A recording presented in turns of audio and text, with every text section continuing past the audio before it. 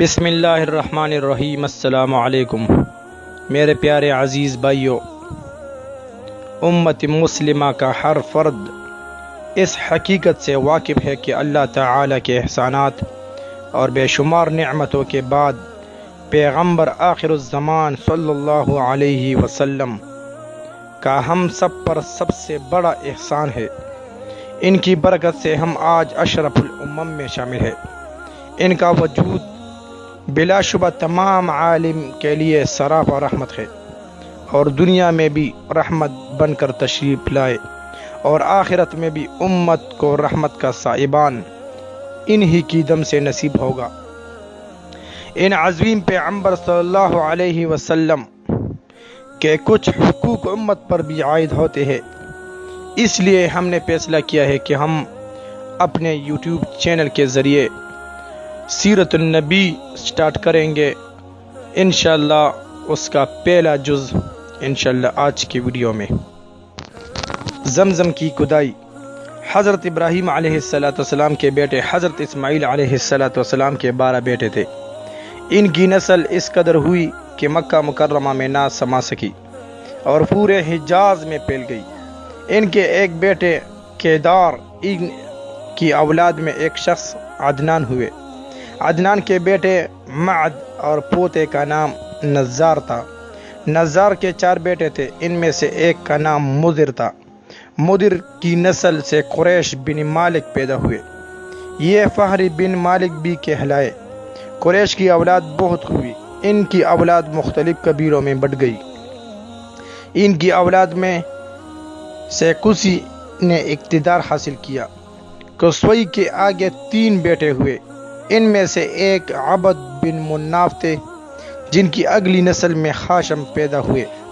ہاشم نے مدینہ کے ایک سردار کی لڑکی سے شادی کی۔ ان کے ہاں ایک لڑکا پیدا ہوا، اس کا نام شیبہ رکھا گیا۔ یہ پیدا ہی ہوا تھا کہ ہاشم انتقال ہو گیا۔ ان کے بھائی مطلب مکہ کے حاکم ہوئے۔ ہاشم کا بیٹا شیبہ مدینہ منورہ میں پرورش پاتا رہا۔ جب مطلب کو معلوم ہوا کہ وہ جوان ہو گیا ہے تو بھتیجے کو لینے کے لیے خود مدینہ گئے۔ اسے لے کر مکہ مکرمہ پہنچے تو لوگوں نے خیال کیا یہ نوجوان ان کا غلام ہے۔ مطلب نے لوگوں کو بتایا یہ ہاشم کا بیٹا اور میرا بھتیجا ہے۔ اس کے باوجود لوگوں نے اسے مطلب کا غلام ہی کہنا شروع کر دیا۔ اس طرح شیبہ کو عبد المطلب کہا جانے لگا۔ انہی عبد المطلب کے ہاں ابو طالب، حمزہ، عباس، عبداللہ، ابو لہب، حارث، زبیر، درار اور عبد الرحمن پیدا ہوئے۔ ان کے بیٹے عبداللہ سے حضرت ہمارے نبی حضرت محمد مصطفیٰ صلی اللہ علیہ وسلم پیدا ہوئے۔ عبد المطلب کے تمام بیٹوں میں سے حضرت عبداللہ سب سے زیادہ خوبصورت اور سب سے زیادہ پاک دامن تھے۔ عبد المطلب کو خواب میں زمزم کا کنواں کودنے کا حکم دیا گیا، یعنی حضرت اسماعیل علیہ السلام کے کنویں کو۔ اس کنویں کو قبیلہ جرہم کے سردار مدعد نے پاٹ دیا تھا۔ قبیلہ جرہم کے لوگ اس زمانے میں مکہ کے سردار تھے، بیت اللہ کے نگران تھے۔ انہوں نے بیت اللہ کی بے حرمتی شروع کر دی۔ ان کا سردار مدعد بن عمر تھا، وہ اچھا آدمی تھا۔ اس نے اپنے قبیلے کو سمجھایا کہ بیت اللہ کی بے حرمتی نہ کرو، مگر ان پر اثر نہ ہوا۔ جب مدعد نے دیکھا کہ ان کے کوئی اثر نہیں ہوتا تو قوم کو اس کے حال پر چھوڑ کر وہاں سے جانے کا فیصلہ کیا۔ اس نے تمام مال و دولت، تلواریں اور زر وغیرہ خانہ کعبہ سے نکال کر زمزم کے کنویں میں ڈال دی اور مٹی سے اس کو پاٹ دیا۔ کنواں اس سے پہلے ہی خشک ہو چکا تھا، اس کا نام و نشان بھی مٹ گیا۔ مدت تو یہ کنواں بند پڑا رہا۔ اس کے بعد بنو خزاعہ نے بنو جرہم کو وہاں سے مار بھگایا۔ بنو خزاعہ اور قصی کی سرداری کا زمانہ اس حالت میں گزرا، کنواں بند رہا، یہاں تک کہ قصی کے بعد عبد المطلب کا زمانہ آ گیا۔ انہوں نے خواب دیکھا، خواب میں انہیں زمزم کے کنویں کی جگہ دکھائی گئی اور اس کے کودنے کا حکم دیا گیا۔ حضرت علی رضی اللہ عنہ سے روایت ہے کہ عبد المطلب نے بتایا میں حجر اسود کے مقام پر سو رہا تھا کہ میرے پاس ایک آنے والا آیا۔ اس نے مجھے سے کہا طیبہ کو کودو۔ میں نے اس سے پوچھا طیبہ کیا ہے، مگر وہ کچھ بتائے بغیر چلا گیا۔ دوسرے طرف رات پھر خواب میں وہی شخص آیا، کہنے لگا برا کو کودو۔ میں نے پوچھا برا کیا ہے، وہ کچھ بتائے بغیر چلا گیا۔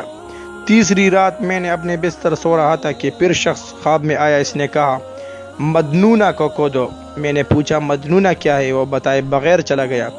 اس سے اگلی رات میں پھر بستر پہ سو رہا تھا کہ وہ شخص پھر آیا، زمزم کو کودو۔ میں نے اس سے پوچھا زمزم کیا ہے، اس بار اس نے کہا زمزم وہ ہے جس کا پانی کبھی ختم نہیں ہوتا، جو حاجیوں کے بڑے بڑے مجمعوں کو سیراب کرتا ہے۔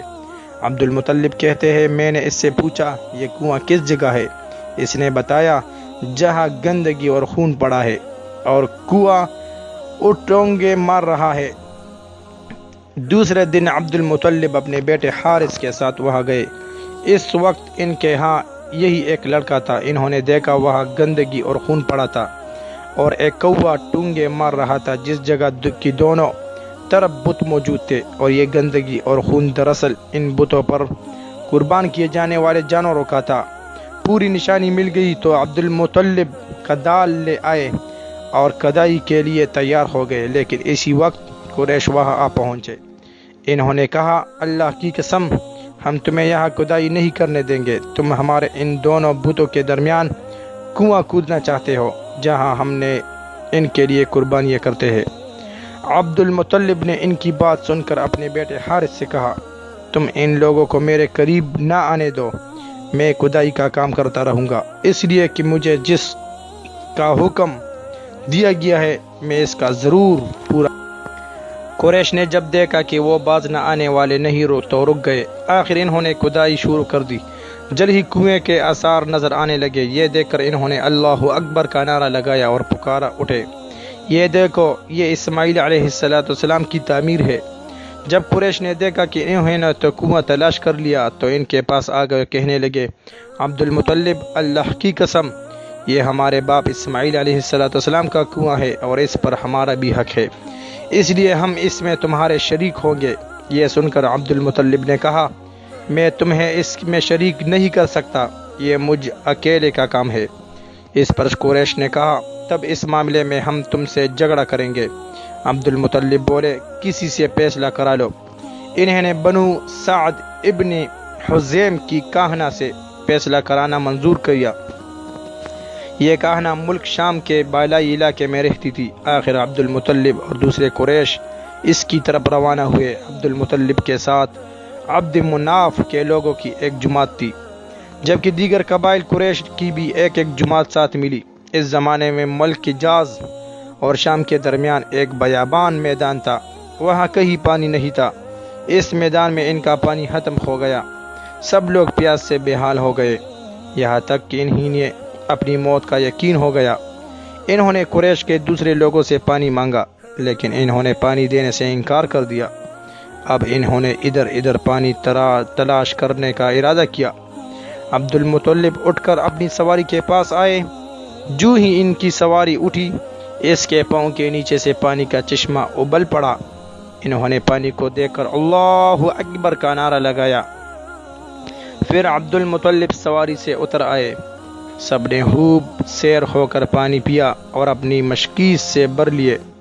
اب انہوں نے قریش کی دوسری جماعت سے کہا آؤ تم بھی سیر ہو کر پانی پی لو۔ اب وہ بھی آگے آئے اور خوب پانی پیا۔ اللہ کی قسم اے عبد المطلب یہ تو تمہارے حق میں فیصلہ ہو گیا، اب ہم زمزم کے بارے میں تم سے کبھی جھگڑا نہیں کریں گے۔ جس ذات نے تمہیں اس بیابان میں سیراب کر دیا وہی تمہیں زمزم سے بھی سیراب کرے گا، اس لیے یہی سے واپس چلو۔ اس طرح قریش نے جان لیا کہ اللہ تعالی عبد المطلب پر مہربان ہے، لہٰذا ان سے جھگڑنا بے سود ہے اور کاہنا کے پاس جانے کا کوئی فائدہ نہیں۔ چنانچہ سب لوگ واپس لوٹے۔ واپس آ کر عبد المطلب نے کنویں کی کھدائی شروع کی۔ اب تھوڑی سی کھدائی کی کہ مال دولت تلواریں اور زر ہی نکل آئے، اس میں سونا اور چاندی وغیرہ بھی تھی۔ یہ مال و دولت دیکھ کر قریش کے لوگوں کو لالچ نے آ گرا۔ انہوں نے عبد المطلب سے کہا اے عبد المطلب اس میں ہمارا بھی حصہ ہے۔ ان کی بات سن کر عبد المطلب نے کہا نہیں اس میں تمہارا حصہ نہیں، تمہیں انصاف کا طریقہ اختیار کرنا چاہیے، آؤ 5 کے تیروں سے قرعہ ڈال لے۔ انہوں نے ایسا کرنا منظور کر لیا۔ 2 تیر کعبہ کے نام کے رکھے گئے، 2 عبد المطلب کے اور 2 قریش کے باقی لوگوں کے نام کے۔ فانسا فین کا گیا تو مال و دولت کعبہ کے نام نکلا، تلواریں اور زرع ہے عبد المطلب کے نام، اور قریشوں کے نام جو تیر تھے وہ کسی چیز پر نہ نکلے۔ اس طرح فیصلہ ہو گیا۔ عبد المطلب نے کعبے کے دروازے کو سونے سے سجا دیا۔ زمزم کی کھدائی سے پہلے عبد المطلب نے دعا مانگی تھی کہ اے اللہ، اس کی کھدائی کو مجھ پر آسان کر دے، میں اپنا ایک بیٹا تیرے راستے میں ذبح کروں گا۔ اب جب کہ کنواں نکل آیا تو انہیں خواب میں حکم دیا گیا، اپنی منت پوری کرو، یعنی ایک بیٹے کو ذبح کرو۔ میرے دوستو، انشاءاللہ یہاں تک جو ویڈیو ہم نے بنوائی، تو انشاءاللہ کل ہم آپ کو ایک اچھی اس کی برعکس دوسرا ویڈیو بھی انشاءاللہ بہت جلد اپنے یوٹیوب پر اپلوڈ کریں گے۔ ہمارے ساتھ رہیے، اس سے آگے ہم انشاءاللہ کل بھی بنائیں گے۔